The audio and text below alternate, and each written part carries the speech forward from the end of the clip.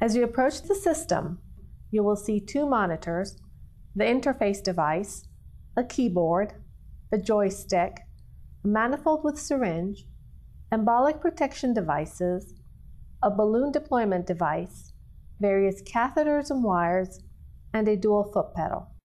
To use the system, log in with the user ID and password. Choose a module and select Continue to proceed to the content menu of available cases. Select a case and review the patient history. The Pre-Procedure tab lists patient preparations. Select Continue and wait a few moments for the case to load. The primary monitor will display real-time fluoroscopy imaging with a C-arm angle indicator, vital signs, EKG, and pressure wave tracings. The Assistant menu provides selection of guide wires, catheters, balloons, stents, embolic protection devices, and adjunct therapies. For catheters, you will need to select the curve name, size, and diameter.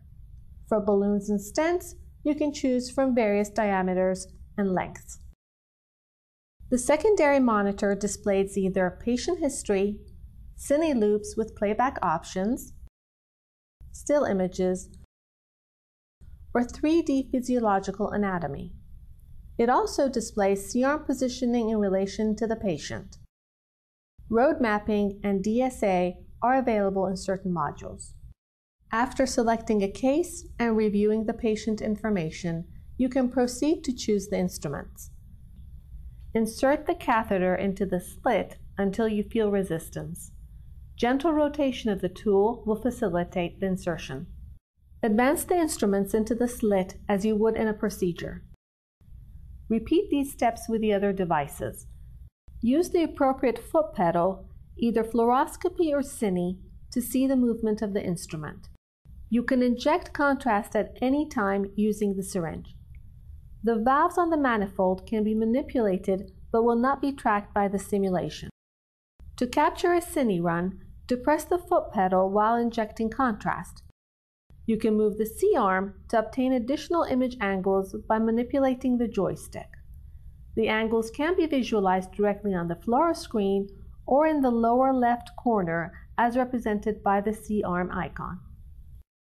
Once the diagnostic portion of the procedure has been completed, withdraw the instruments.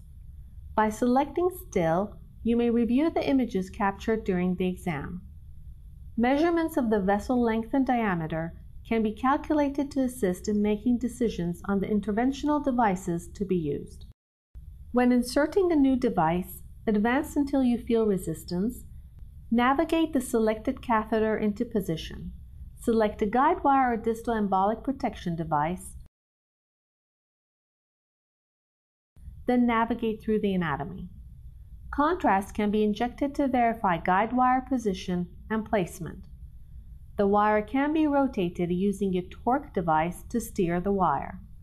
Once the guide wire has been seated properly, you can select either a balloon or stent and deploy the device. The balloon and/or stent can be inflated using the balloon inflation device. Note the inflation on screen and release the balloon when appropriate. Overinflating the balloon beyond the recommended pressure will rupture the balloon. During the procedure, complications may arise.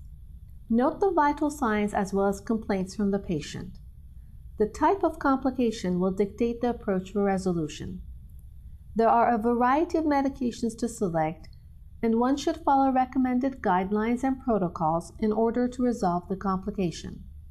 Some complications will automatically lead to an endgame scenario. Other complications left untreated will lead to patient expiration.